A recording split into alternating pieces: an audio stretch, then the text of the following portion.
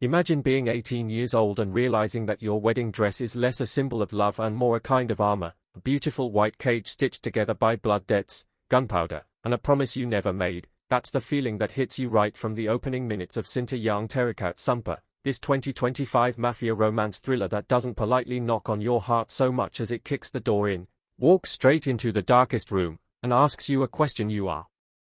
absolutely not ready to answer. If falling in love with a monster is the only way to survive, does that make you a victim, a traitor, or something much more complicated? And as we follow Aria, the sheltered mafia princess from Chicago, and Luca, the dangerously magnetic heir to the New York underworld, the film keeps twisting that question around like a knife, angling it toward loyalty, toward desire, toward trauma, until by the time the credits roll you're not entirely sure which side of the gun you've been standing on this whole time. Before we get too deep into the smoke and silk of this story though, let me just say this plain and simple. Before we continue, please subscribe to my channel Bongo Gaming, and let us know where you are listening from in the comments, because I want to know which part of the world is watching this kind of forbidden, intoxicating cinema with me tonight. Now, Cinta yang Terikat Sumpah, whose title roughly translates to Love Bound by Oath, arrives in 2025 as this unexpected bridge between Indonesian storytelling sensibilities and the classic, almost mythic American mafia narrative, and it feels like so much more than just another dark romance trying to ride a trend. It feels like a deliberate, confident swing for something operatic, something that wants to live in your chest for days after you watch it. Directed by the fictional but incredibly convincing Leila Santoso, working with a cross-cultural production team that sets part of the story in Chicago and part of it in New York, the movie leans into its bilingual roots, snatches of Indonesian and Italian floating through English dialogue like ghosts of other lives, and that mix becomes a metaphor for everything else it's doing, this merging of tenderness and brutality, tradition and self-destruction, duty and desire. The basic premise sounds like the setup for 1,000 Wattpad fantasies, and yet the execution is way more mature, way more bruised, than you might expect. Aria, 18, the daughter of a powerful Chicago mafia boss, has grown up in a gilded cage, shielded from the execution-style realities of her family's business, but always aware, on some level, that the whispered phone calls behind closed doors, the late-night meetings with men who never made eye contact with her, and the constant, suffocating security around her weren't about love, they were about control. And when the film introduces her in this soft, dreamlike birthday sequence dripping in fairy lights and piano music, you can already feel the irony. This is the last day of her life where anything belongs to her, because the next day, she's told she will marry Luca de Luca, the New York heir whose reputation reads like a list of charges on an indictment: cold-blooded, ruthlessly efficient, dangerously charming, a man raised by violence the way other men are raised by lullabies. And it's in the tension between the myth she's heard about Luca and the actual man we meet when he walks into her father's dining room that the film sinks its hooks in. Because Luca isn't a cartoon villain, he's not snarling or obviously abusive, he's worse, he's reserved, watchful, bored in a way that suggests he's seen too many people bleed to be shocked by anything anymore, and yet there's this almost imperceptible flicker in his eyes when he looks at Aria, as if she's the first thing he's seen in years that doesn't immediately translate into a threat or a transaction. The background of this alliance: the Chicago family reeling from internal betrayal, the New York family wanting to consolidate power in the Midwest, rival gangs circling like sharks, is sketched in with enough clarity that you always feel the stakes, but the film smartly doesn't drown us in exposition. It knows we're here for the human cost of these deals, for the way power rearranges itself inside a bedroom, a car ride, a hospital corridor. And that's where Cinta yang Terikat Sumpah really begins to distinguish itself from other entries in the mafia romance subgenre that often lean too hard on aesthetic and forget the interior life of their characters, story-wise, without diving headfirst into spoiler territory. The spine is straightforward enough. Aria is forced into an arranged marriage with Luca as part of a peace treaty between their families, a treaty sealed explicitly not just with paperwork and handshakes but with the legitimizing consummation of their marriage, which is, frankly, a horrifying and yet thematically perfect detail, because it means Aria's body is the literal battlefield where these men are negotiating their peace, and she knows it. And the movie doesn't flinch away from the psychological violence of that knowledge. Luca, on the other hand, is a man who has long ago resigned himself to being used as a weapon, and in that sense he and Aria are mirrors. Both of them are being sacrificed to the altar of family honor, both of them are tools rather than sons or daughters in the eyes of their patriarchs. but where Arya still clings to this fragile idea that maybe she can find a sliver of personal freedom inside this arrangement. Luca has already decided that love is too dangerous, too easily turned into leverage, and he keeps his heart in the same mental vault where he keeps his secrets and his contingency plans. One of the smartest choices the film makes is to let us feel out Luca very slowly, through Arya's eyes at first, and then gradually through moments where the camera lingers on him after she's left the room, catching him in those unguarded instants when the mask slips, like that scene where he's washing blood off his hands in the bathroom sink after what we only hear, off-screen, as a burst of gunshots. And there's this second where he just stares at his own reflection, exhausted, like a soldier who's been fighting the same war for so long he can't remember why it started. No dialogue, no monologue explaining his trauma, just the sound of the faucet and the way his shoulders slump when he thinks no one's watching. Narratively, the film divides itself into what feels like three movements: the negotiation and wedding, where Arya is slowly realizing she has no escape; the uneasy honeymoon phase in New York where she and Luca circle each other like wild animals in the same cage, all wary glances and accidental touches; and then the eruption of external conflict when rival factions threaten to blow up the fragile peace their marriage was supposed to secure, forcing both of them to make choices that reveal who they are when the masks are finally torn away. But I want to be careful not to rob you of the body blow of that third act if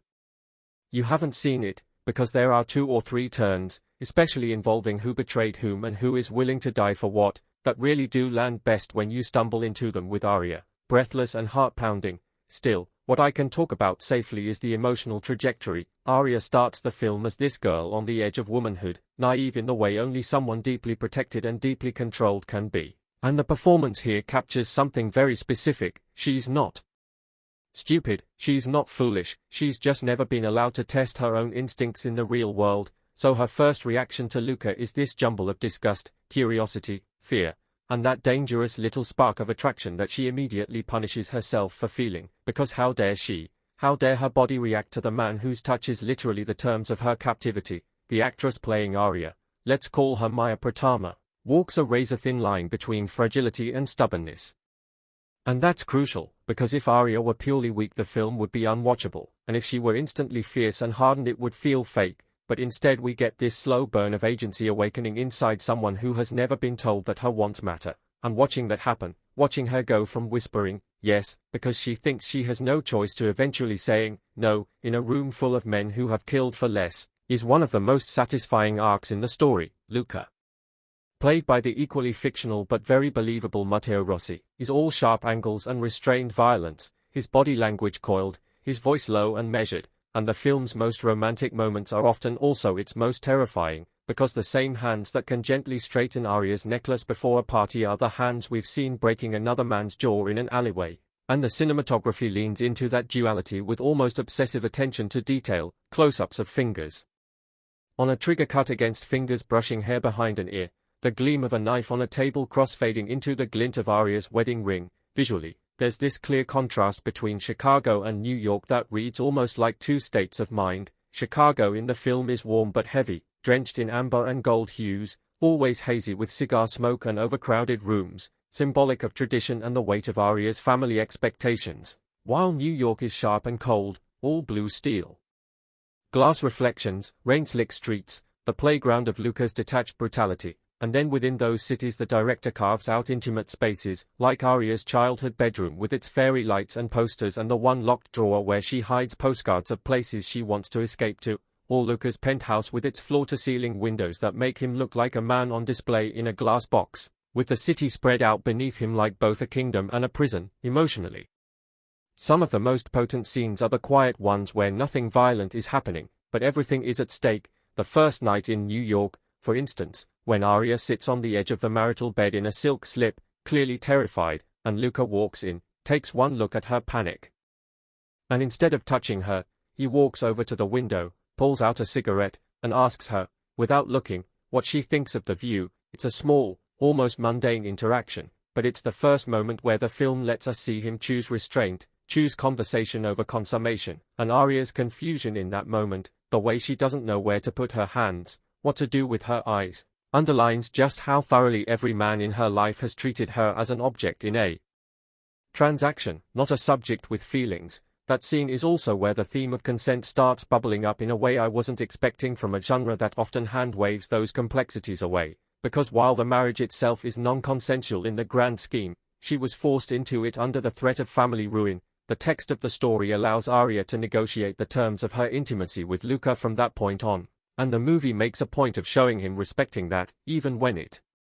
clearly costs him something emotionally. Later, when they do finally cross that line into physical intimacy, the build-up makes it feel earned in terms of character, not just fan service. There's a scene where Luca teaches Arya how to shoot a gun after she's been nearly killed in a drive-by meant as a warning, and the entire sequence is dripping with tension, the recoil of the weapon, his hand wrapped around hers, the ringing in her ears, and when she finally hits the target dead center, the pride on her face, the way she laughs in disbelief, is the first time we see her owning something dangerous instead of being owned by it, and the way Luca looks at her in that moment, like he's both thrilled and terrified by what she's unleashing in herself, is honestly more intimate than the actual sex that follows later. Talking about cinematic craft, the film's use of sound is another standout. The score blends melancholic piano with low, thrumming electronic beats, and every time Arya is pulled deeper into Luca's world, what was once gentle instrumentation gets corrupted by these dissonant notes, like her own theme music is being remixed against her will, and in the rare moments where she's alone, genuinely alone, there's this stripped-down, almost fragile motif, a few notes on a piano that sound unfinished, as if the composer is waiting for her to decide how her story ends before resolving the melody. Gunfights are mixed, loud and chaotic, but interestingly, the sound design often drops out right before a killing blow, letting the visual impact land in total silence, which suggests that in this world, death is so common it no longer registers as noise, it's just another quiet erasure. Thematically, Cinta Terikat Sumpah is obsessed with oaths, those made in blood, in bed, in whispered promises between two people who don't entirely trust each other. And one of the questions it keeps circling is whether a vow made under duress can ever be real, whether a love that grows out of coercion can ever be anything but a symptom of trauma, and the film doesn't give us an easy answer, which I appreciate. Arya spends much of the movie wrestling with the fear that any affection she feels for Luca is a form of Stockholm Syndrome, that allowing herself to want him is tantamount to betraying all the women whose lives have been destroyed by men like him, and the script has her voice that doubt out loud in a late-night argument where she snaps, "You were born from violence, how am I supposed to love you without becoming like you?" And Luca's response isn't some grand romantic speech, it's a quiet, almost resigned, "Maybe you can't," which is such a gut punch because it respects the moral complexity of what's happening between them. And yet, the film also refuses to flatten Luca into a one-note embodiment of toxic masculinity. Yes, he kills, yes, he lies, yes, he manipulates, but it also shows us how he was shaped, the childhood where he was given a gun before he was given a toy, the way tenderness was weaponized against him so many times that he learned to fear his own capacity for feeling as a liability, and in that sense the love story between Arya and Luca isn't about redeeming him so much as it is about them both realizing that they can't keep outsourcing their morality to the codes of the families that raised them. Performance-wise, I have to linger a bit longer on how committed these actors are to living inside the messiness of their characters, because that's what keeps the film from tipping into romanticization. Maya Pratama gives Arya a body language that shifts gradually over the course of the story. At first she's all inward, clutching her arms, shoulders hunched, eyes always flicking to the nearest door as if calculating her escape route, and by the final stretch there's a groundedness to the way she stands, a stillness when she faces down her father, that feels earned, like the heat of what she's endured has forged a spine of steel where there was once just fear. Matteo Rossi, meanwhile, does this thing where he lets Luca be unlikable in small, realistic ways. He's dismissive, he's cynical, he's sometimes cruel with his words, but then he'll turn around and do something that reveals a line he refuses to cross, like the moment when Arya's father offers him a choice between sacrificing Arya's safety or sacrificing dozens of his own men in an ambush, and Luca, after a long, expressionless pause, chooses the option that costs him more, fully aware that it will make him look weak in the eyes of his world. And that contradiction, brutality in some places, self-sacrifice in others, is exactly what makes him feel like a human being rather than a fantasy. Template, pacing-wise, the film does run a little long at just over 2 hours, and depending on your tolerance for smoldering glances and slow, talk-heavy scenes, the middle section in New York might feel a bit indulgent, but for me, those quieter chapters are where the relationship really breathes. where you see Arya and Luca trying to build a kind of shaky truce around things like morning coffee rituals, late-night conversations about movies, awkward dinners where they test how honest they can be about their past without shattering the fragile illusion that they might actually make this marriage work on their own terms. The editing is patient here, often holding shots for a beat longer than comfort, forcing us to sit with the unsaid, and while some viewers might itch for more action, I found that the eventual bursts of violence hit harder because of that slow burn approach. In terms of audience reaction, it's the kind of film that's almost engineered to blow up on social media.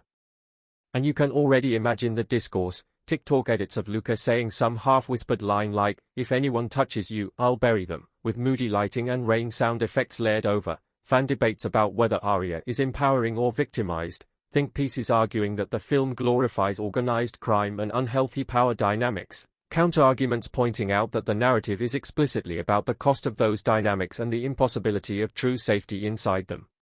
Particularly in Indonesian and Southeast Asian circles, I can see Cinta young Terikat Sumpah sparking conversations about arranged marriage traditions and the thin line between duty and coercion, about how women are often expected to absorb generational pain in silence so the family can keep its grip on power and respectability, and in Western circles it will likely be read alongside other contemporary mafia romances. But what sets it apart is that it never quite lets you lean back and say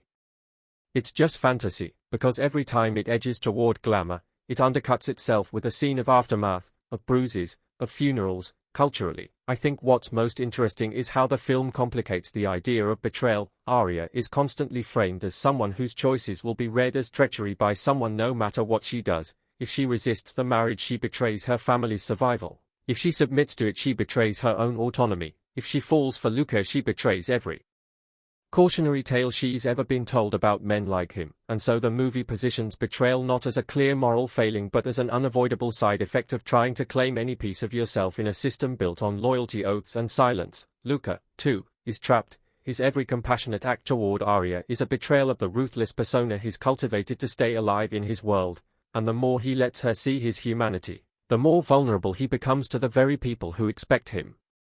to stay a weapon. One of the most powerful late film exchanges between them, without spoiling the exact plot trigger, revolves around this idea when Arya asks, "Who do you belong to when no one is watching?" and Luca, after a long stretch of silence, says simply, "To whoever pays for my sins," a line that could have been cheesy, but lands because the movie has spent so long showing us how expensive those sins have been. By the climactic stretch, the external plot, a looming gang war, a setup that threatens to kill Arya as collateral, discovery that the original marriage bargain was built on an even deeper lie, is really just the stage for the internal climax. Will Arya stand beside Luca when it means burning her last bridge to the father who, however controlling, however cruel, is still the man who tucked her into bed as a child? Or will she reject Luca and cling to the identity she's been handed since birth, even if that identity has never truly been hers? The film builds toward that decision not with big speeches but with these cumulative, intimate moments. Arya remembering the first time Luca made her laugh, Luca remembering the first time Arya told him no, and he actually listened, and when the final choice comes, it feels less like a sudden twist and more like the inevitable conclusion of countless tiny, private revolutions. From a purely emotional standpoint, Cinta young Terikat Sumpah left me in that rare state where I wasn't entirely sure how I felt about what the characters chose, but I was absolutely sure that the film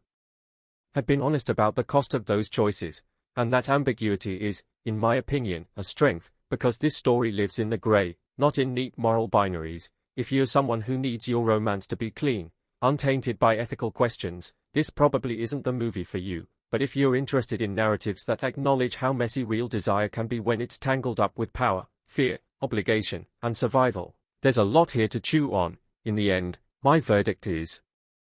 that Cinta young Terikat Sumpah is not perfect. The occasional melodramatic line lands with a thud, a subplot involving Arya's best friend back in Chicago feels undercooked, and there are moments when the film wants to have its cake and eat it too, condemning violence even as it shoots it in slow motion with gorgeous lighting. But it is absolutely compelling, and it lingers. It's the kind of movie that leaves you sitting in the dark after the credits, replaying the smallest gestures between Arya and Luca, arguing with yourself about whether their love is a tragedy, a miracle, or both, questioning what you would do in her place, wondering if survival, in a world like theirs, can ever come without some kind of betrayal, either of others or of yourself. and as a piece of cinema, as a cross-cultural, emotionally loaded mafia romance, it succeeds in the thing that matters most. It makes you feel deeply and uncomfortably and sometimes beautifully, and it refuses to apologize for that. So as I pull back from the neon-soaked streets and dimly lit bedrooms of this story and return to you, wherever you are listening from, I want to leave you with one last, simple question, the same one the film keeps whispering beneath all its gunshots and love scenes and whispered vows. From the first moments of Cinta young Terikat Sumpah, the air feels wired, like the neon hum of a New York night just before the storm turns the sky the color of steel, and you understand that this isn't a story asking you to believe in easy love but a film daring you to sit in the room where power tastes like ash and longing smells like smoke, to watch two people sign their names in a ledger written by other people's sins and then try, somehow, to read themselves back out of it, and that's why I'm here, because this movie, this 2025 collision between a grim American mafia mythology and a Southeast Asian sensibility shaped by duty and oath and the scars that keep a family together as much as they tear it apart, crawled under my skin and wouldn't leave, not because it's a fairy tale, but because it never promises to be one in the first place. It asks if survival can look like affection, if surrender can sound like choice, if a vow made to keep you breathing might one day learn how to breathe on its own. That's the core, that's the ache. And that's the reason there's a pulse under every glance and every door left half open like a promise nobody dares to put words to. And before I pour us into all of that, the violence beneath the walls and the tenderness inside the knife, I have to say, before we continue, please subscribe to my channel Bongo Gaming, and let us know where you are listening from in the comments. Now, with that out of the way, let's talk about why this film, whose title translates roughly into Love Bound by Oath, arrives in 2025 as a reminder that stories about good and evil get boring fast if the people in them are allowed to be only that, just good or just evil, because the real obsession, the real gravity, is in the math we do when one kind of danger could cancel another, and the only thing left to bargain with is yourself. So, context, lightly, because while you came for a review, you'll need a compass too. This is a modern mafia romance thriller that refuses to coast on genre habits, tucking its heart into the fabric of two American cities, New York and Chicago, while wearing a name that pulls a breath of Indonesian poetry into the myth, a hybrid not of languages but of codes, and that's already fascinating, because it cues your ear to listen for two rhythms at once, the bang-bang impatience of criminal dynasties and the ritual clock of families who treat promises like architecture. Released this year with confident rollout, strong word of mouth, and a quiet marketing pitch that let audiences discover the sharp edges on their own. It didn't show up with the posture of a blockbuster, it just took its seat at the table and waited for the room to notice the silence, and the room did, because once people saw it, the conversation became less about plot teasers and more about the spine of it, the arrangement that becomes a crucible, the house that could be a trap or a sanctuary depending on who has the key. And the question of whether a heart can consent when the body isn't sure it will survive not consenting, especially when that heart belongs to Arya, 18, guarded, Chicago-raised daughter of a mafia family that prides itself on its old-school honor, and Luca, New York heir apparent with a face you'd call beautiful if you weren't afraid he'd hear you and use it against you, a man whose stillness makes you wonder if motion would be honest or if the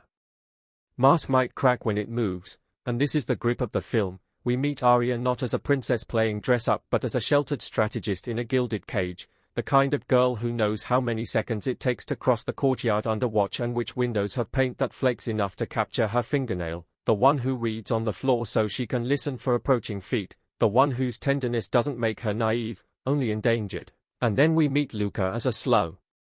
frontier advancing toward her, not with swagger or noise but with an almost scientific cold. Is the sun raised on calculus and the aftertaste of blood, trained to weigh outcomes, trained to treat words like currency. But there's something else there, something feral and tired, like a wolf that learned to heal because the pack would die if it didn't. So when the families decide, when arrangement becomes the polite English for, we will not bleed if we set our children bleeding, the film doesn't try to sell the wedding as a fantasy. It frames it as a formal truce in candlelight where vows feel like tactical maneuvers and the camera is the only witness that isn't by blood tied to the lie, held on the tightness of Arya's throat as she swallows grief she's never been allowed to show, held on the angle of Luca's jaw as he suppresses any flicker of real emotion because any flicker is leverage, weakness, a blueprint of how to hurt him later. And in case you're worried, I'll keep it spoiler light, because the first act, for me, is the flavor you need to taste to understand everything that follows. Not the exact recipe you need to memorize, so I won't tell you how the first dance plays out or what line he says that makes her freeze and then breathe again. But I will tell you that consent sits on the table here like another character. It's hand-shocking to the touch at first, and the film knows that's the question we walked in with. It refuses to run from it, and even when it lets the two of them orbit closer and then closer still, it keeps asking if closeness counts as choosing, whether choosing can exist in a room where the door is locked from the outside. As a piece of cinema, that's where the film is most alive, in the moments when the camera denies us the comfort of distance and drifts, almost nervily, along the edges of their bodies without ever indulging the fantasy of a safe gaze. There's this muted color palette in New York, glass blue and iron black and sharp white, that turns warmer the more time Arya spends with Luca, but not in the way of a romance brushing everything gold. It warms like a bruise changes color, like something that's healing even if it still hurts to press, while Chicago scenes glow with family amber and ritual reds, and yet you feel the chill of the old men's calculations in the corners, the way an antique table gleams like a blade under soft light, and the sound design threads it together. A score doing this muscular dance between strings that sigh and bass that prowls, peppered with silences that feel as loud as gunfire, and once you start noticing those silences, the film trains you to understand them as their own kind of language. When Luca stays quiet, is he refusing to lie or refusing to confess? When Arya refuses to answer, is she preserving herself or letting herself be misunderstood because the misunderstanding buys her another day? So let's talk the performances, because a story like this needs two people who can communicate everything by doing almost nothing. And the actress playing Arya calibrates the role with such living detail that you watch her think in real time. You watch the way she's learned to smile at the right moment so the men in the room forget to watch her hands. You watch her calibrate her tone so that softness doesn't read as weakness but as a quality the hungry will dismiss, the way a thief will ignore a book because it looks harmless, and in her small resistances you see the larger chessboard, while the actor behind Luca takes the risk of playing a man built like a locked room without making him blank or boring. He finds small scenes of warmth that don't excuse him but do explain him, lets us see how cruelty could become a habit when every kindness he ever offered came with a target painted on it. And that's crucial, because when the film gives them scenes of intimacy, and intimacy here is a spectrum, quiet conversations, shared cigarettes in doorways, hands hovering on doorknobs, the electricity of not touching, the surrender of deciding to touch, you need to believe that both people are negotiating, that both are trading danger for shelter in ways they can articulate even if they can't yet articulate them out loud. The supporting cast holds that frame, with elders who feel carved out of stone and younger enforcers who've learned that gentleness makes you sloppy, and you get these peripheral figures who pierce, the consigliere who knows more about Arya's father than anyone else but doesn't know how to save him from himself, the matriarch who plays nice until the plates go away, the friend of Arya's who hovers as a reminder of the life she's giving up, that little flicker of what it means to be normal, and there's even a bodyguard who, in other movies, would be a plot device but here becomes a mirror, proof that every person inside a machine is a person first. And I can feel you asking if the film romanticizes the violence, because that's the lightning rod with anything mafia adjacent and especially with a romance hung on an arrangement. And I hear you as someone who has watched stories turn bruises into aesthetics, but one of the sharper choices here is how the camera never makes the gun the hero, never makes the blood the punchline. The violence, when it arrives clumsy and frightening, shocking because it interrupts moments the characters refuse to give up. Even betrayals aren't operatic triumphs but ugly ruptures that make everyone smaller, and that's part of why the film's pacing feels so meticulously tuned. The first hour almost stubborn, a slow burn that forces us to live in their uncertainty, then a middle stretch that ratchets as external threats close in, rival families stalking the edges, secrets surfacing not like fireworks but like leaks that will sink you if ignored, and then a final act that refuses easy closure while still offering something like relief, if not the relief of a happy ending then the relief of people who finally decide what word to use for what they've been doing, survival or betrayal, and maybe the relief of not having to pretend they can be the people other people need them to be. And look, I won't blow specific twists, because what you deserve is the slow dawning it gives you, how Arya uses her father's lessons against his intentions, how Luca's discipline cracks not in some melodramatic spectacle but in a domestic space that feels unusually tender for a world like his, how a ring can be a cage today and a key tomorrow depending on who's wearing it and why. But I will say that if you've grown tired of arranged marriage stories that confuse reluctance with chemistry, this one earns its heat by respecting the fear, by honoring the difference between A woman who can't say no, and a woman who, after a long season of danger, decides to say yes to herself even if the self she's saying yes to has Luca's fingerprints on it. Thematically, it's a roadmap of dangerous paradoxes: the oath as a prison, the oath as a ladder across a burning building, loyalty as love, loyalty as a debtor's chain, masculinity in a world where tenderness gets your brothers killed, and femininity in a world where softness is weaponized against you until you learn to turn it into a shield. And the film doesn't sermonize, it dramatizes, which is better, because it lets you do your own moral accounting, to weigh what parts of Luca are learned and what parts are chosen, to ask whether Arya's first experience of desire is stained beyond salvage, or if desire, stubborn as ivy, can find a way to grow on brick and barbed wire. Technically, there's so much to admire. The blocking in small rooms that creates geometry of power without calling attention to itself, the way light hits mirrors and how the reflections often show what the characters won't put into their words, the costume palette that starts with Arya in innocent whites and student browns and then layers in bolder tones as she understands the weapons available to her, even fashion as misdirection, silk as armor, and Luca's look hardening then softening in tiny increments, collars loosening, sleeves rolled past the wrist as control gives way to vulnerability, and the camera, oh, the camera will lift and float to show us the city like a nervous organism and then sink down into the details of a mouth tightening at the corners, a knuckle grazing a teak table, a spoon warping in hot coffee while a decision hardens off-screen. There's a recurring motif of doors, and I love this in a filmmaking sense: doors half ajar, doors double-locked, doors with chain latches you can't reach if you're too small, doors you only open with a specific shoulder angle because the paint's stuck. You can almost feel the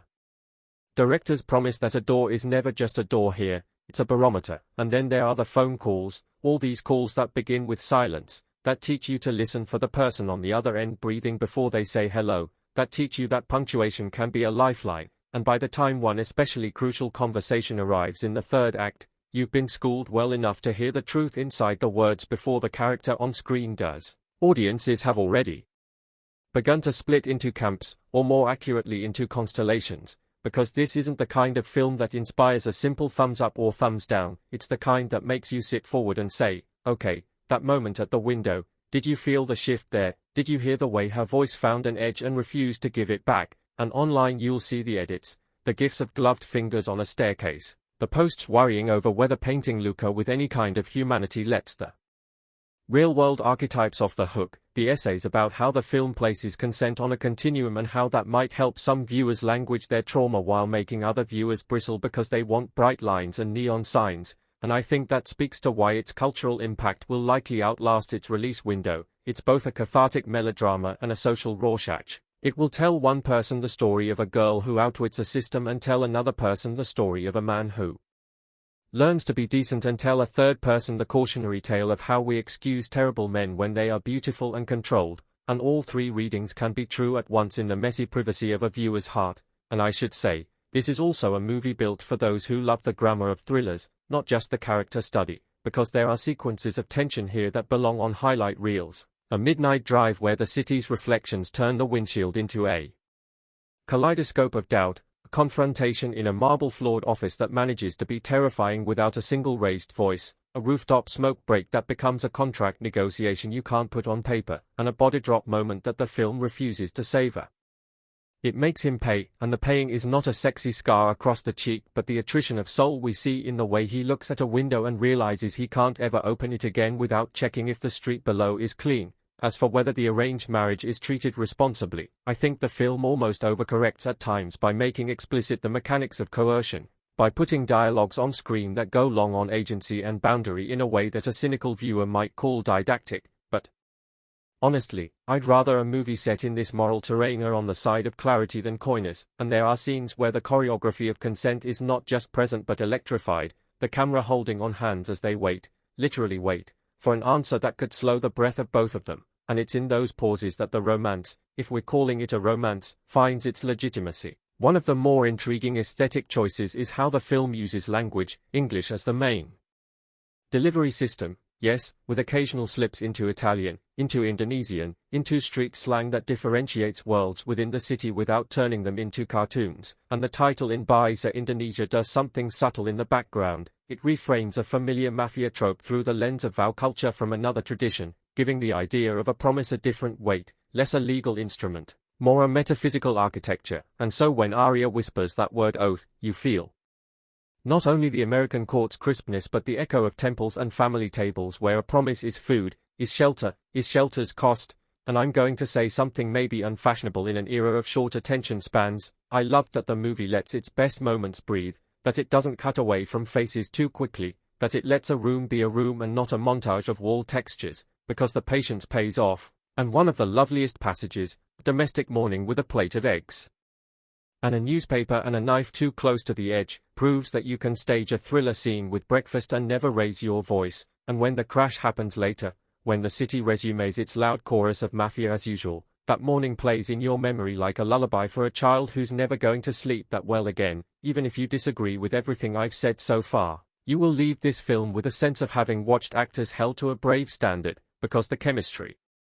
between the leads lives in the negative space, and that's harder to perform than heat that boils over the pot. It's the kind of chemistry where you see two people trying not to notice each other until noticing is the only honest thing left, and in that inevitability there's a doom and a hope, the doom of all the evidence we've seen that this ends badly one way or another, the hope of all the evidence we've seen that maybe ending badly is not the same as not ending beautifully. On the cultural front, it's not hard to predict that this will provoke the same wave of conversation we've seen around other modern mafia love hybrids, the bookish corners accusing it of softening monsters, the hopeless romantics claiming it is proof that even brutality can learn manners, and then there are those in the middle, and I think many of you will live here, who will say the movie is about the labor of loving in a violent world, that it doesn't care whether the mafia story is glamorous or ugly except insofar as it's true to the character's math, and if that sounds like a dodge, I get it, but I think it's honest to the experience of watching it, where you can be horrified by a choice and moved by the tenderness that brackets it, where you can crave a clean escape for Arya and also admit that she is more complex for not wanting a clean anything if clean means empty. Critics are going to make a sport of comparing this to earlier entries in the subgenre, but the fact is, the film feels too specific in its skin to be mistaken for a clone. There's a self-awareness in the way it frames slow intimacy as an act of resistance and not as a foreplay for punishment, and the ending, I won't describe it, but I will say that it refuses the binary, and sometimes refusing the binary is the most moral thing a story like this can do, because what is an oath if not a refusal to boil life down to a single line? You'll also notice moments designed like invitations to the audience, doors cracked open for your interpretation, a dance that may be a goodbye disguised as celebration, a photograph of Luca as a child tucked into a book of poetry Arya shouldn't be able to access, a scene where Arya's hair, unbraided, is framed like a banner of surrender but also like a flag of conquest, and you will bring your own story to these small altars, and that's the point, that's the generosity of the film. It brings you into the house not as a spectator but as a guest who must choose where to sit. A word on the craft behind the craft, editing that resists cheap sensation, allowing momentum to accrue like interest until the payoff feels earned, a score that swells where it must and otherwise recedes to let silence earn the right to speak, a sound mix that renders New York not as a postcard but as a living, grinding, pulsing creature of ferries and fire escapes and air vents that cough, and Chicago not as an origin story but as a heartbeat you return to when you're scared, and the writers deserve credit for giving Arya and Luca lines you could imagine being replayed out of context on social platforms, but which land deepest in context, especially in the quiet, connective tissue moments where their dialogue is less about plot and more about the shape of their minds, not cleverness for cleverness's sake but carefulness as survival. And it's rare to see flirtation staged not as a contest but as a negotiation where both parties understand the stakes and sleep with one eye open anyway. In terms of expectation versus experience, if you're coming for action, you'll get bursts, strategically placed and executed with a cold efficiency that underscores their horror, but if you're coming for the feeling of a body bearing down on a decision that might ruin or rescue it, you're in for a feast, because the film is structured to be consumed by the soul first, then the brain, then the eyes, and those eyes will feast, yes, on a style that never trips over itself, and on a handful of images you will not shake, a bridal veil dragged across asphalt and never named, a chessboard with only pawns left that somehow still produces a checkmate, a pair of wedding rings left in a bowl of water as if purification were ever that simple,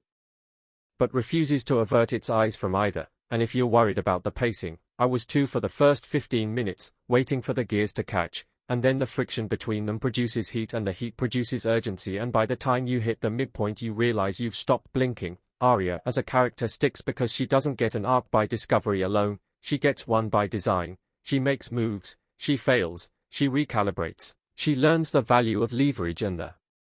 cost of mercy. And what a refreshing thing to see a protagonist whose intellect is never treated as cute or quirky but as weaponry and sometimes as burden, because smart people in violent worlds spend most of their time trying not to see too clearly. And Luca, if you're predisposed to find him unforgivable, the movie doesn't argue with you, but it does challenge you to define what forgiveness would even look like here, and I admired that. Not because I wanted him redeemed but because the film never turns his self-awareness into absolution. And a window, always a window, because windows are for witnessing, and witness is the only thing this story asks of us. So is it good? Is it great? Is it worth your time? Here's my heartbeat answer, because I think films like this deserve a heartbeat answer. It's not safe, it's not painless, it's not a manual for anything on earth, and it's not a fantasy you can live by, but it is, in the best way, an experience. A story you have to sit with a while and of which you may leave having texted three friends for a debate. It's a strong, deliberate, emotionally literate piece of cinema that respects its audience enough not to tell them how to feel, and in a world of stories that mistake bulldozing for boldness, this one is bold because it knows restraint is sometimes the loudest volume. Final thought, the kind that lingers when the credits are a column of names and the theater air is still cool on your skin. Arya and Luca aren't an answer to any question as much as they are a question posed in another language. What do you do when the only lifeline is woven from the very rope that would hang you? What do you do when the person who can keep you safe has learned to be dangerous in order to do it? And what do you do when the first honest thing that ever happens to you happens in a cage? And the film's courage is to propose not an escape but a transformation, to ask whether becoming is sometimes the bravest form of leaving. And if you can sit with that without demanding a tidy bow, you'll find in Cinta young Terikat Sumpah a flicker of a beautiful horror and a horror of a beautiful flicker, the kind that reminds us that love is not, in itself, a virtue but a force, and whether it becomes virtue depends on where we aim it and what we're willing to pay along the way. For all of those reasons, for the craft and the performances and the ethics wrestled in public and the intimate negotiations staged with the care of a safecracker listening for the softest clicks, I recommend you watch it, argue about it, let it trouble your sense of what it means to consent to a life, and then come back with your take, because stories like this grow when we talk to each other. And if you're still here, if your pulse is still up and you want more, if you want me to break down that rooftop scene beat by beat or unpack the mirror motif or read that final conversation like sheet music, I've got you. I'm not going anywhere. I'm just turning down the dimmer and asking you the one question the film left humming in my head when the city was quiet and the streets were empty. So if the first part of this review was like standing outside the house of Cinta young Terikat Sumpah, looking up at the lit windows and hearing muffled voices behind the curtains, this part is us walking through the front door, uninvited, kicking off our shoes and stepping right into the middle of all that messy, bloody, beautiful drama, because now I want to talk about the specifics, the scenes that branded themselves into my brain, the lines of dialogue that won't stop echoing long after the credits, and the way the film slowly tightens its grip on your throat without you even realizing it. We have to start where the film starts, with that birthday party in Chicago, because it's such a deceptively gentle opening that you almost don't notice how calculated it is, the way it weaponizes sweetness. Arya is turning 18, she's in this pale blue dress that makes her look more like a prom queen than the daughter of a crime boss, and the whole sequence is shot with this soft focus glow, as if the camera itself wants to protect her, to keep her in that honeyed light a little longer. But even in that supposedly safe space you can feel the control, the bodyguards flanking the room, the older men in suits giving her these cool, assessing looks like they're evaluating a piece of art before an auction. And then there's her father, who we finally hear called by his full name, Don Marco Romano, all charm and doting warmth on the surface, kissing her forehead, making a toast about his little girl growing up, while the score underneath his speech is ever so slightly off, one note in the piano progression bent out of tune like a warning, and if you watch closely, the camera keeps cutting to Arya's hands, fidgeting with her bracelet, smoothing her dress, gripping the edge of the table, as if to say that her body knows something her mind is still trying not to think about. And when her father announces, in front of everyone, that he has a surprise gift for her, you see the way her smile freezes, that microsecond where hope and dread collide behind her eyes, and then the doors open and Luca walks in. Now, Luca's entrance could have been played so many ways, but what the film opts for is this unnervingly casual arrival, no slow motion, no wind machine, no hyper-stylized hero shot, just a man in a dark suit stepping into a room, the light hitting the scar on his jaw for half a second before he blends into the crowd. And that makes him more dangerous, because he doesn't feel like a fantasy. He feels like someone who might actually walk through your own doorway one day. The camera tracks Arya's gaze as it finds him, and the sound around her dims, like the party is sinking underwater, and we hear her breathing, shallow and quick, as her father introduces Luca not as a business associate, not as a guest, but as the man who will protect you for the rest of your life, which lands like a threat disguised as a blessing. I love that they don't immediately give us the cliché slow burn eye contact where sparks fly, either. Arya's first reaction to Luca is almost purely fear. She notices how everyone else reacts to him before she even really processes his face, the way hardened killers suddenly straighten up, the way her uncle swallows like his mouth went dry, and Luca himself is inscrutable, offering her this polite, almost bored smile, like he's posing for a photograph he didn't agree to take. There's a brief, charged moment when he takes her hand to kiss it, old-world style, and the camera lingers on the size difference, his calloused fingers wrapped around her perfectly manicured ones, and Arya flinches just enough that he feels it, and you see a flicker of something, curiosity, irritation,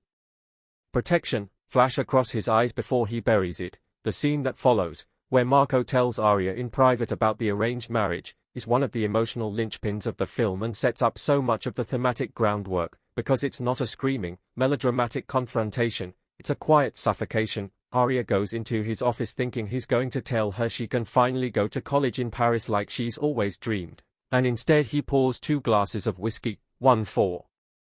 himself, one he pushes across the desk toward her, as if to signal that childhood is officially over, and calmly explains that their Chicago territory has been under pressure, that their enemies are circling, that the only way to secure their future is to tie themselves to the De Luca family through her, and the horrific part is how lovingly he dresses the coercion, telling her she's stronger than she thinks, that she's doing this for all of them, layering guilt and responsibility over her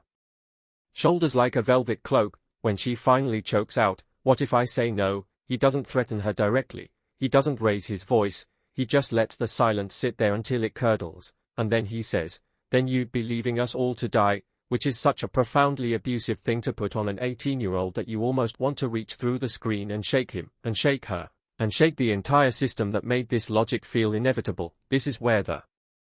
cinematography does something incredibly smart. The room, which had been warm and golden, starts to feel smaller and darker, the corners swallowed by shadow, as if reality is closing in, and when Arya nods, tearful and numb, agreeing to the marriage, the camera doesn't soak in her face, it pulls back through the office door, leaving her trapped in the frame while we retreat, making us complicit in abandoning her to this fate. Cut to the wedding in New York, and the tonal shift is jarring on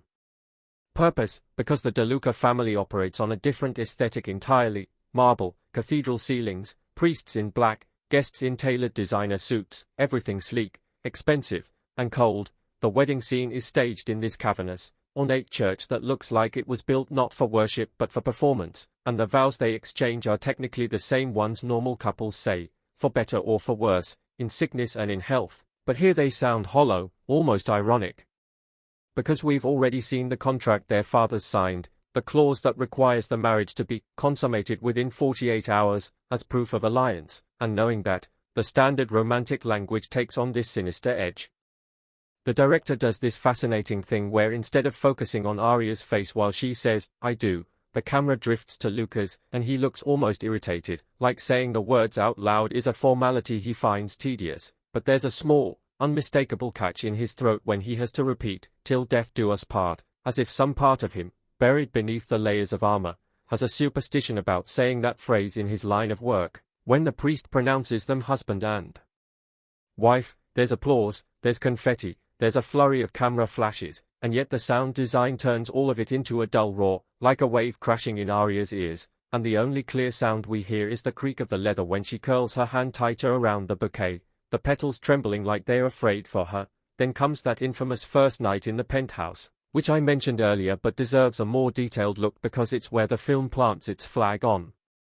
the subject of consent. Arya is ushered into this enormous, minimalist bedroom that looks more like a luxury hotel suite than a personal space, and in the center is this massive bed, too big, too white, like an altar, She's in a silk slip her new in-laws picked for her, hair pinned up, makeup still perfect, and the staging of the scene deliberately evokes those historical films where virginal brides wait for older husbands to come claim them. Except here, the bride is not just nervous, she's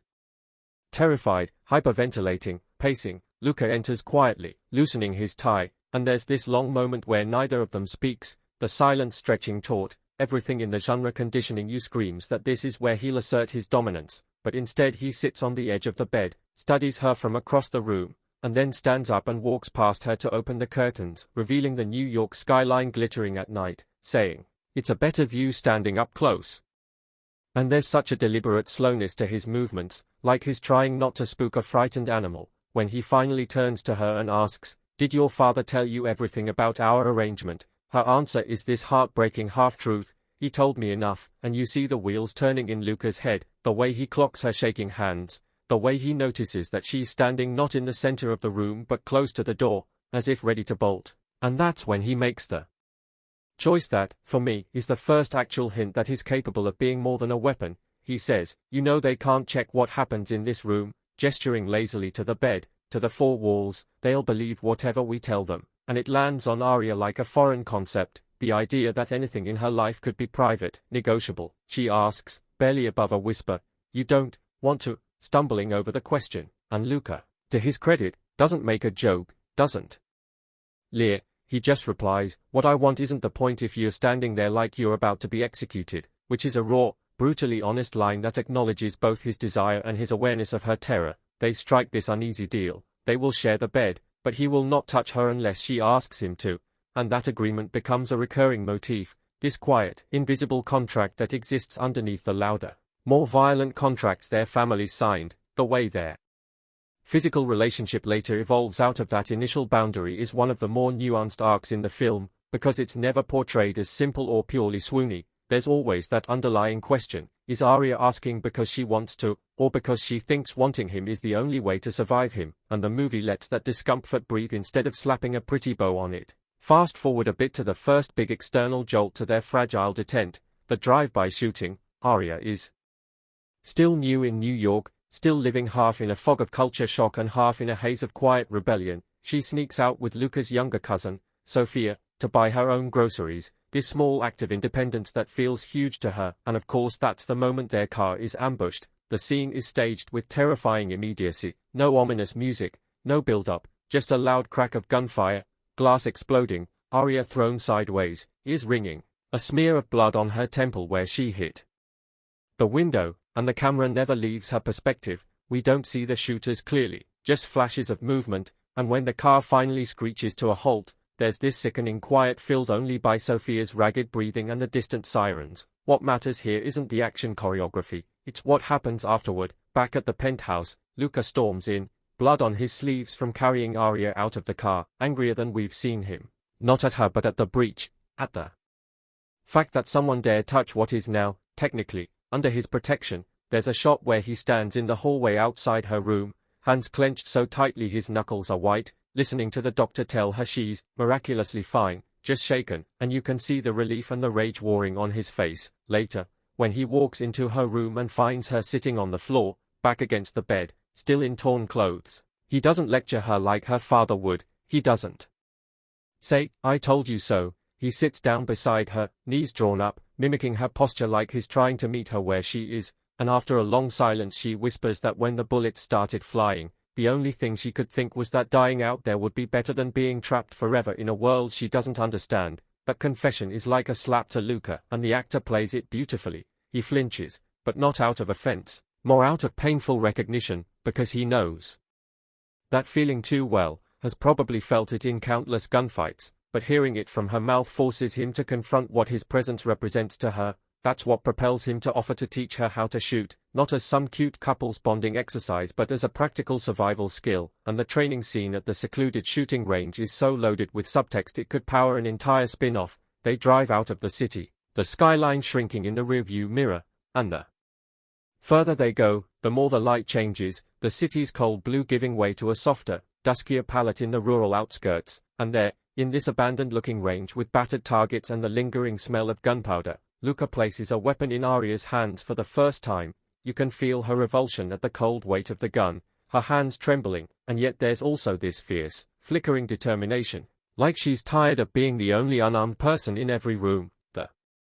blocking of the scene has Luca stand behind her, guiding her stance, adjusting her grip, and every trope alarm goes off. You've seen this in 100 movies.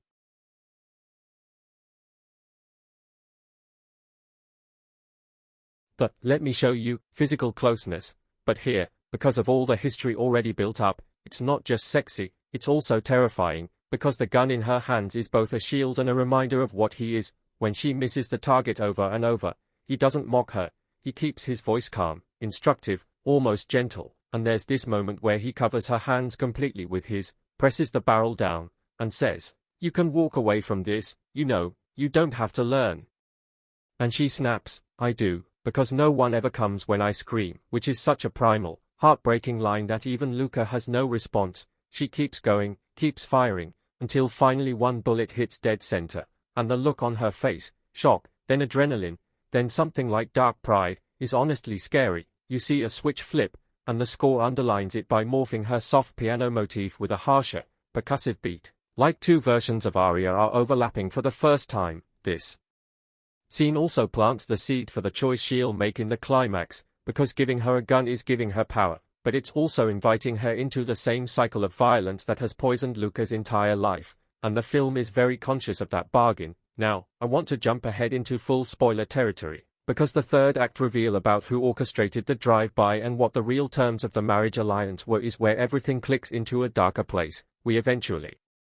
learn that the attempted hit on Aria wasn't the work of an external rival at all, but a calculated move from within, specifically, orchestrated by Aria's own uncle, Rinaldo, who has been feeling sidelined by Marco's obsession with securing power through his daughter's marriage. Rinaldo made a secret deal with a splinter group of the De Luca enemies to send a message, banking on the idea that a near miss would scare the De Lucas into offering more concessions, maybe even letting the Chicago side retain more autonomy. What Rinaldo didn't anticipate was how close the attack came to killing Aria, and when Luca uncovers this betrayal, piecing together witness testimonies, recognizing a tattoo on one of the dead shooters as belonging to a crew Rinaldo was known to work with, it cracks the alliance wide open. The confrontation that follows in the De Luca estate's main hall is one of the most charged sequences in the film. New York and Chicago men facing off, Aria caught in the middle, Luca holding the proof in his hands, Marco refusing at first to believe his own brother would endanger his daughter, until Aria herself, voice shaking but clear, says he knew what he was doing, recounting in detail the way Rinaldo had brushed off her concerns about going out earlier that day, the way he had insisted she take a specific car, the one with the tracking device disabled. This is also when another, even more devastating truth surfaces, that Marco never intended Aria's marriage to be a permanent alliance. Hidden in the fine print of the contract Luca's lawyer uncovers is a clause that essentially turns Aria into a failsafe. If the De Lucas fail to deliver certain business advantages within a fixed period, Marco has the right to withdraw his daughter and align her with a different family, treating her body, her heart, her entire life as just another negotiable asset. When Aria learns this, when she realizes that even the supposed forever she'd resigned herself to is just a temporary lease in her father's mind, something inside her breaks in a way that's both painful and, narratively, necessary. There's this stunning moment where she looks from her father to Luca, both men who, in different ways, have claimed ownership over her, and says, "I thought marrying a monster was my worst fate, but the real monster is the one who calls it love," and the silence that follows that line is like a bomb going off. Marco, true to his nature, tries to spin it, claiming he did what he had to do, that family comes first, but you can see in his eyes that he knows he's lost her, really lost her, and that's almost worse to him than losing money or territory. Luca, on the other hand, doesn't try to defend himself or his family, doesn't make excuses.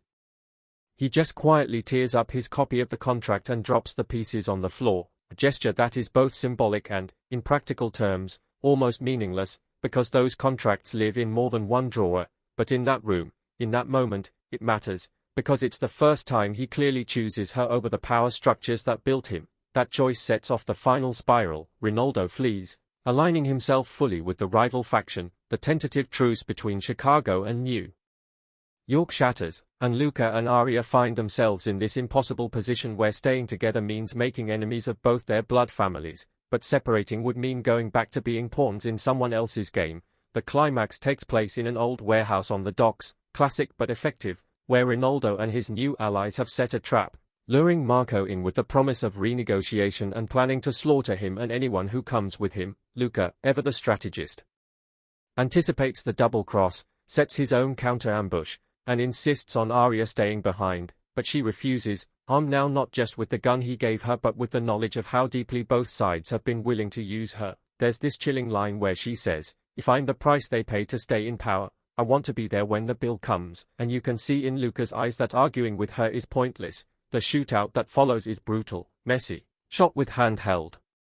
cameras that make you feel right in the chaos. No operatic slow motion here, just bodies hitting concrete, muzzle flashes lighting up dark corners, shouts cut short. The key moment, the one the whole film has been quietly leading to, is when Arya finds herself face to face with Ronaldo, cornered behind a stack of crates, his gun trained on Marco, who's already bleeding on the floor. Ronaldo, sneering, tells her that if she'd just stayed a good girl, none of this would have happened, that her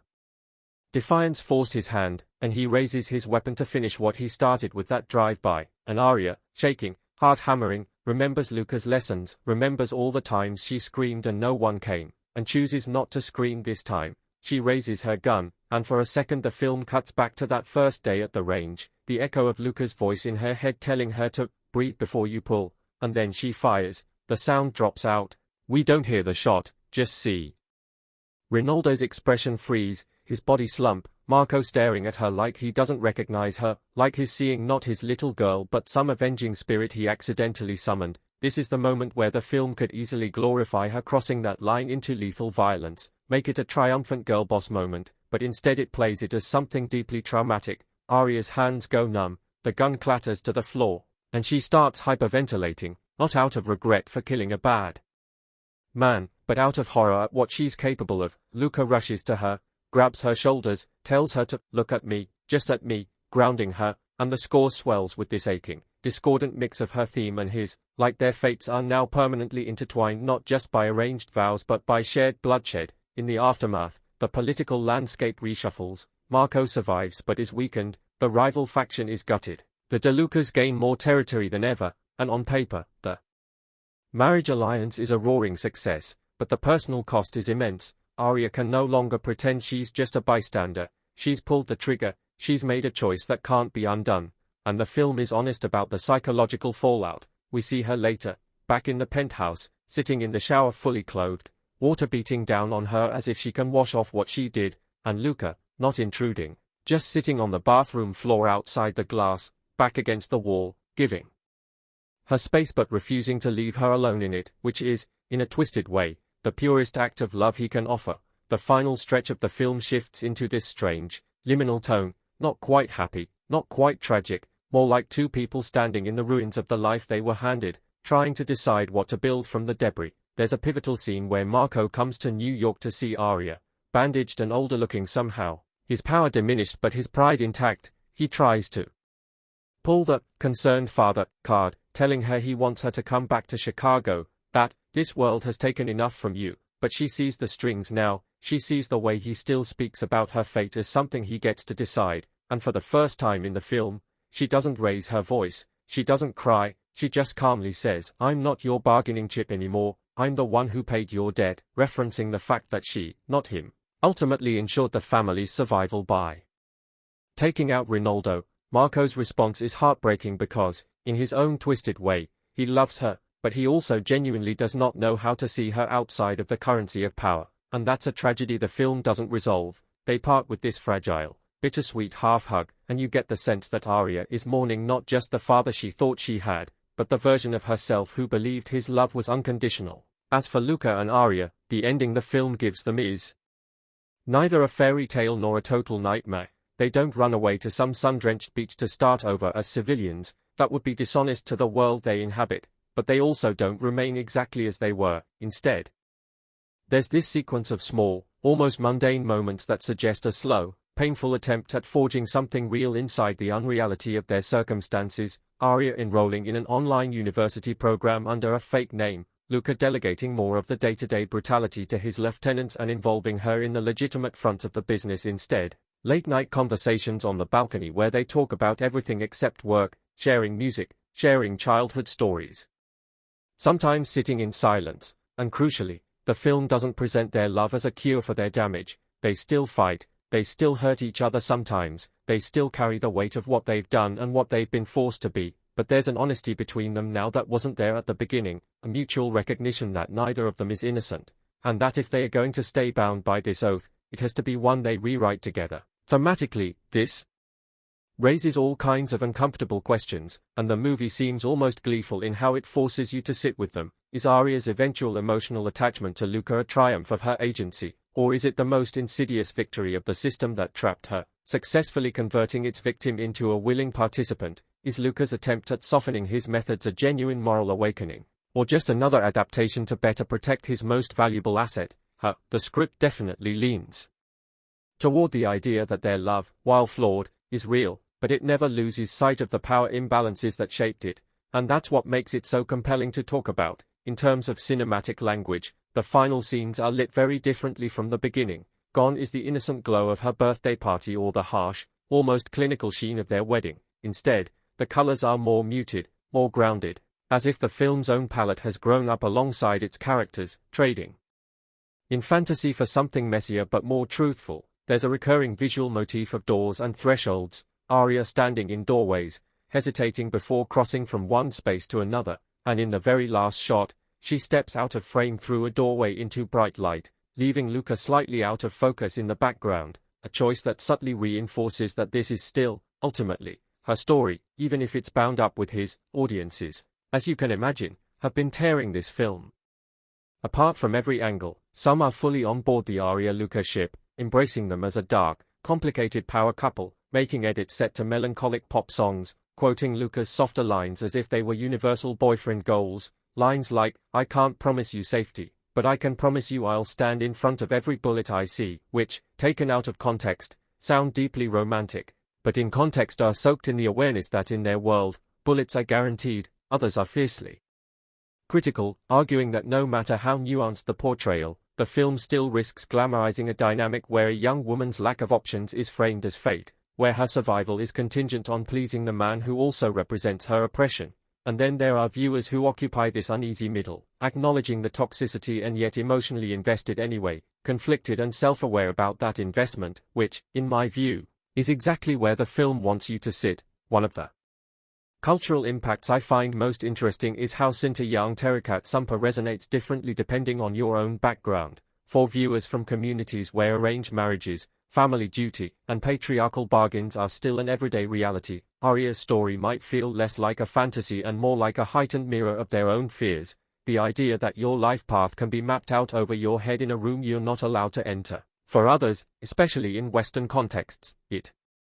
might play more like a gothic fairy tale, an exoticized moral puzzle, which brings its own risks of misunderstanding. But the film's hybrid identity, Indonesian creative sensibilities blended with the iconography of the American mafia film, creates a space where these interpretations can coexist, and that's part of what makes it exciting as a piece of 2025 cinema. In terms of craft, I don't want to overlook the small details that make this world feel lived in, the way Aria switches languages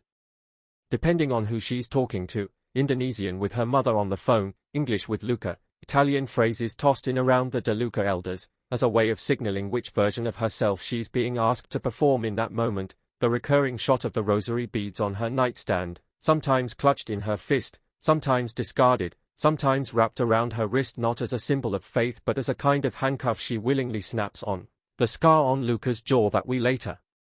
learn came not from some noble gunfight, but from his father smashing a glass in his face when he was 12 for daring to question an order, a small but telling detail that undercuts any romanticized notion of his upbringing. Even the production design in Luca's penthouse evolves subtly over the runtime, as Aria brings in small touches from her old life, plants, books, a cheap poster of a beach in Bali she bought as a teenager, that sit uneasily amid the sleek, expensive furnishings, visualizing the clash between who she was and who she's becoming. Pacing-wise, on a second viewing, you start to notice how meticulously the film plants seeds that don't blossom until much later. An offhand line in the first act about Marco's belief that a promise is only as strong as the leverage behind it comes back to haunt the wedding contract reveal. A brief moment where Luca stops Arya from stepping into the street without looking both foreshadows the drive-by and symbolizes how she's been conditioned to trust others, to watch for danger instead of trusting herself. Even the way their first physical touch is staged, his hand on her wrist as she tries to pull away during their engagement dinner, echoes in how, much later, she voluntarily reaches for his wrist to steady herself after the warehouse shootout, flipping the power dynamic while acknowledging its roots.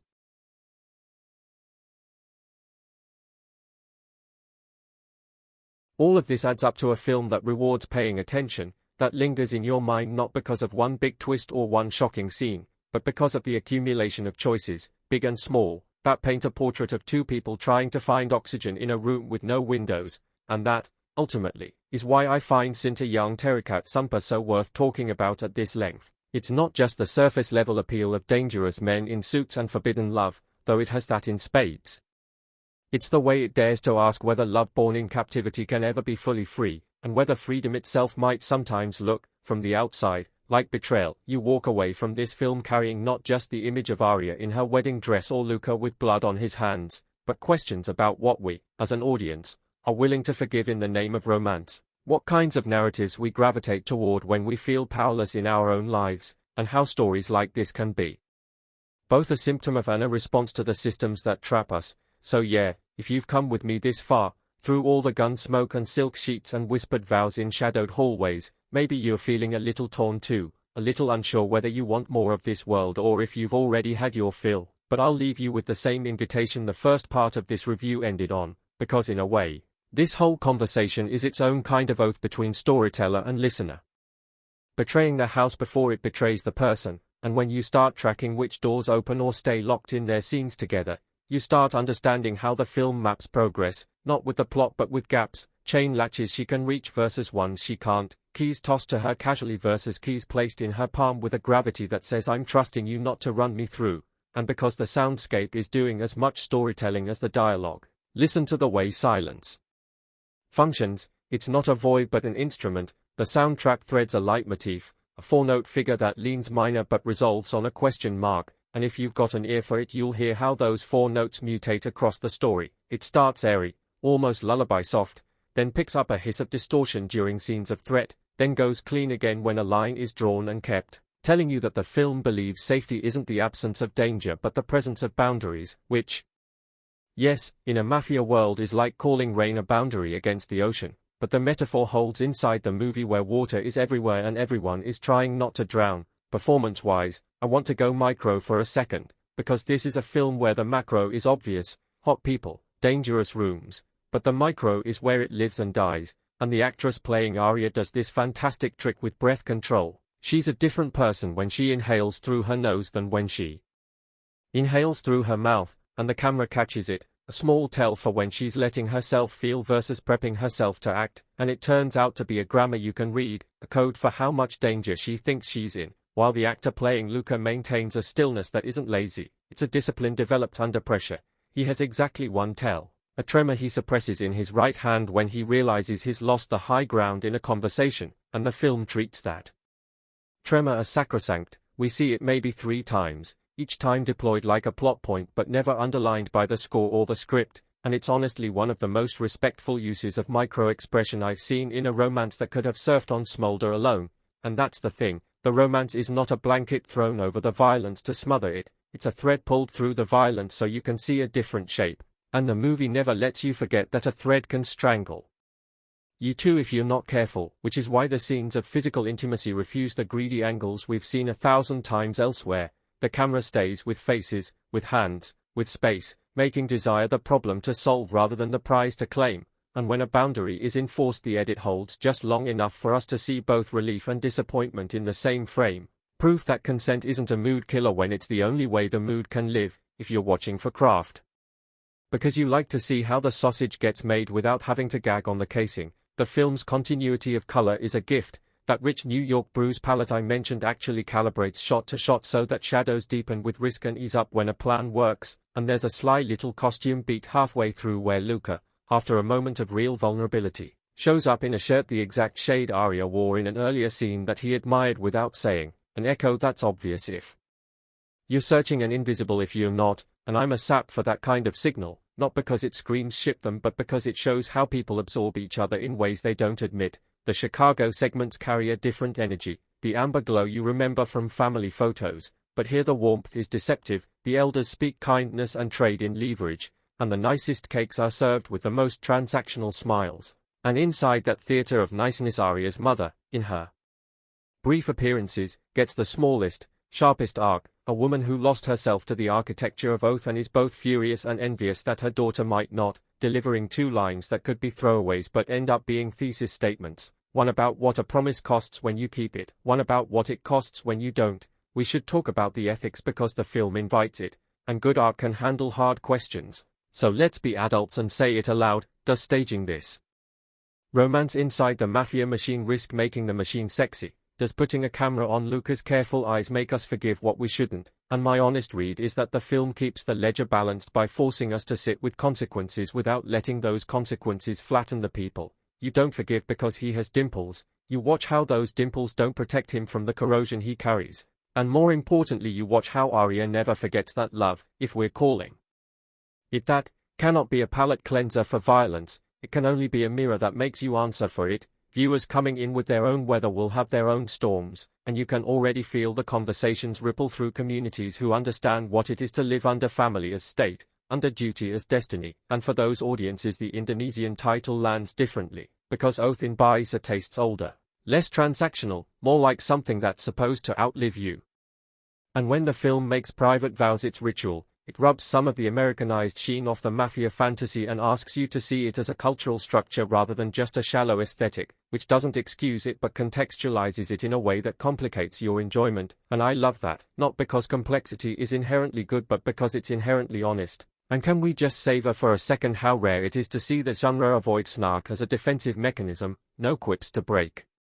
tension, no winks to give the audience an escape hatch, just a steady belief that if you keep the scene honest the viewers will come with you, and I get that some people will call that humorless, but I'd argue it's calibrated, because the movie finds its comedy in survival rather than shtick. An example, a breakfast scene where Arya realizes half a second earlier than Luca that a visitor is about to knock, and the look she shoots him across the table is a micro joke, a we're in this together now. Aren't we sort of smile that plays like a private meme they invented in real time? And it's warmer than anything a script punch-up artist could have pasted on top. If you've got a critic brain like mine that likes to pull threads, you might be curious about pacing too, because slow burn is often code for underwritten, and here it's the opposite.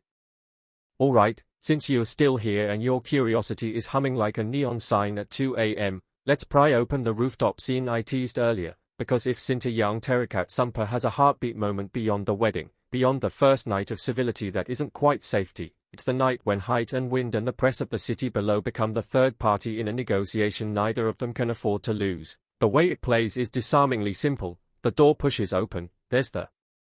soft metal sigh of a latch, then the world widens into cityscape, too much sky and not enough railing, and Luca's posture is a study in containment, weight distributed like a man who has trained himself to never lean fully on anything, while Arya hovers at that awkward rooftop threshold where the door is heavy enough to trap you if you don't commit. And she chooses to commit, steps out carefully, shoulders angled as if she's measuring the wind's mood before she speaks, and there's a beat where nobody says anything at all, which matters, because silence in their language is both a boundary and an offering. Then the exchange begins, not with confessions but with precise questions disguised as small talk. She asks about the skyline like a tourist even though she could map the boroughs by the shapes of the shadows, and he answers with a memory cut down to the bone, not sentimental but not cruel. Just enough to signal that he will meet her halfway and not an inch more, and that halfway is where the real tension lives. He lights a cigarette, which would be cliché if the film didn't use the smoke as punctuation. He doesn't touch her with his hands but he lets the smoke touch her, and whether you read that as aggressiveness or a frustrated attempt at transparency, the camera refuses to decide for you, instead drifting to catch her eyes flicker towards the edge where a wrong step is a mortal one, and that's when the scene reveals itself as a thesis. Life and love in this world are choices made at the lip of a drop. She does something quiet, the kind of choice only a person with something to prove would make, and walks closer to the edge while never breaking eye contact, and his knee-jerk reaction is the first uncalculated thing we've seen from him, an instinctive reach not to control her but to hold gravity at bay, and in that reach is the pivot, because when his fingers stop, suspended inches away, the movie puts consent on screen without a word. He waits, it's there, he waits, and the space between palm and shoulder grows hot with meaning, and after 2 full breaths she steps back on her own, not because he asked, not because the world turned softer, but because she decided that staying alive in this moment was a better form of rebellion than daring the fall. And what follows is a conversation that many films would have pitched into melodrama, but this one stages as a slow series of if-then statements. If we are temporary, then what can be built? If we are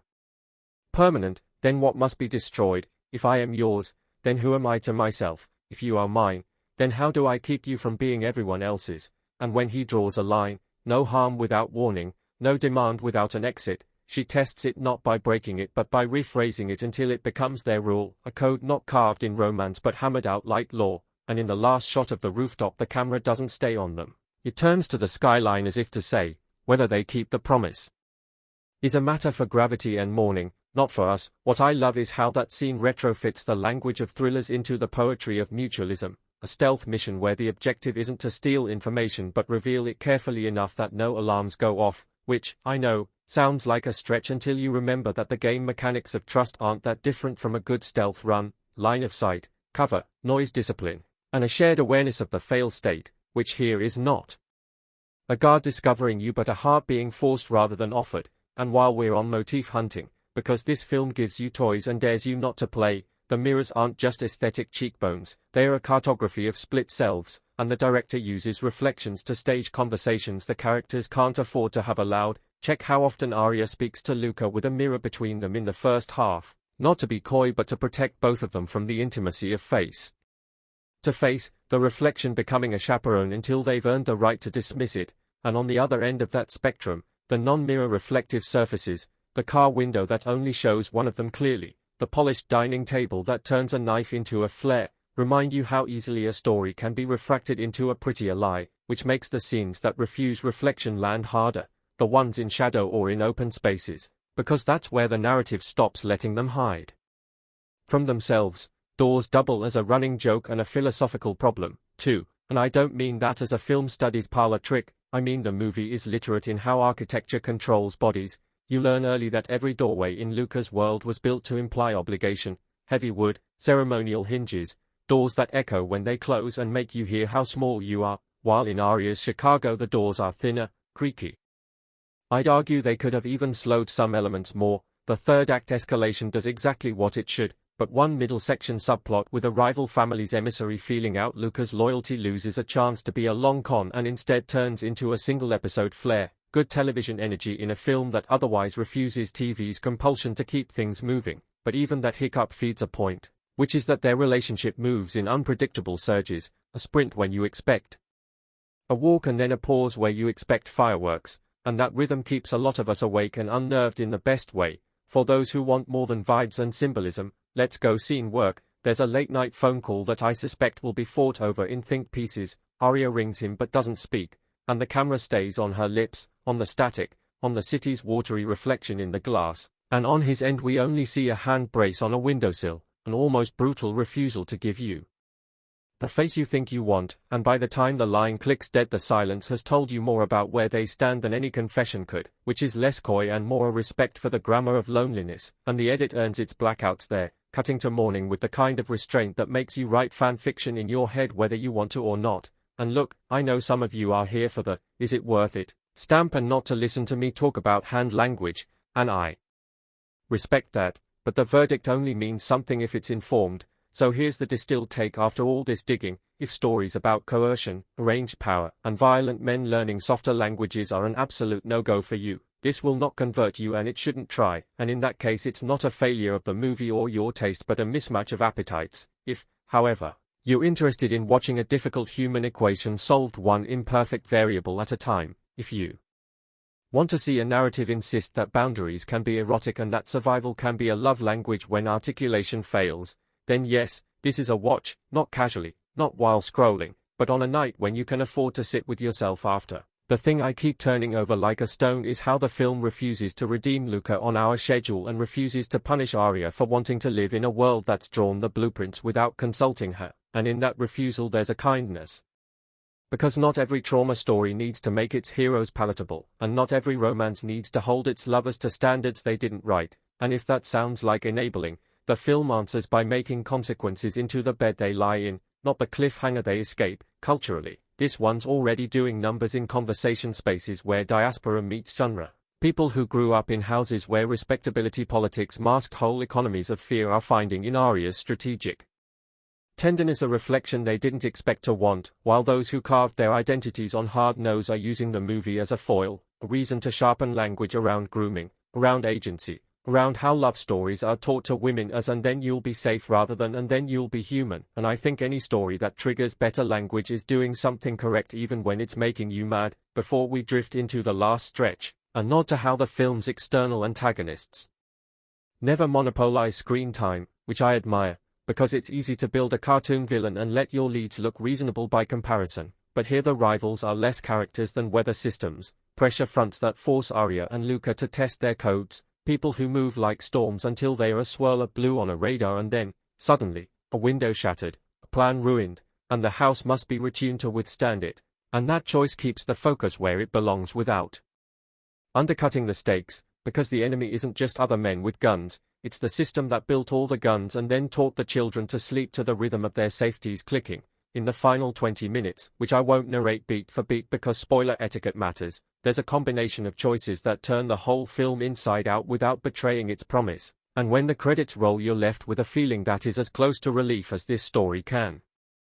ethically offer, not happiness scored by strings, not tragedy scored by timpani, but a complicated exhale that recognizes the price of what was bought and the value of what was kept, and if you find yourself arguing with the person next to you over whether Arya did the right thing, whether Luca deserves the next breath of grace he gets, whether the oath that binds them is a noose or a lifeline, then the film has done its job, because certainty is cheap and this movie refuses to sell it, and since we started with games and stealth and fail states, here's a last analogy to put in your pocket. This story plays like a run where there are no perfect clears, only routes with fewer casualties, and the ambition of Cinta young Terikat Sumpah is to make you care about the NPCs, to remind you that the room full of nameless faces at a wedding has lives that ripple out long after the hero chooses left or right, and in a cinema landscape that so often makes human cost a montage, that reminder is worth the price of admission all by itself. If you're itching for more, I could spend another hour unpacking how the film uses food as a battleground, how every shared plate is a trust exercise and every untouched dish is an accusation, or how Christmas lights in one scene become a police siren map in the next, or how the blocking of a hallway scene turns into a visual palindrome, but I'll cap it for now with the feeling that's going to haunt me. Two people sitting in a parked car in daylight. The safest they'll ever be, making a promise they may never keep, and choosing to make it anyway, because sometimes a promise is the only architecture we have for a future that doesn't yet exist.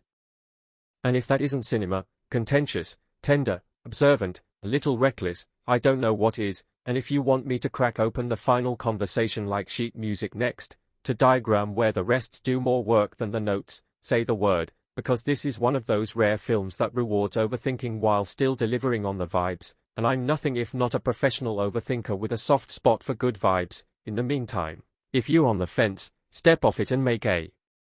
choice the way the movie begs its characters to, either step into the room and let it change you or keep walking and save it for a night when you're ready to sit with the parts of yourself that answer back when art asks hard questions, because Cinta young Terikat Sumpah will ask you plenty and won't apologize for any of them. So with all that said and a lot more still humming under the surface, I'll close this chapter by circling back to the question we started with. When the only lifeline in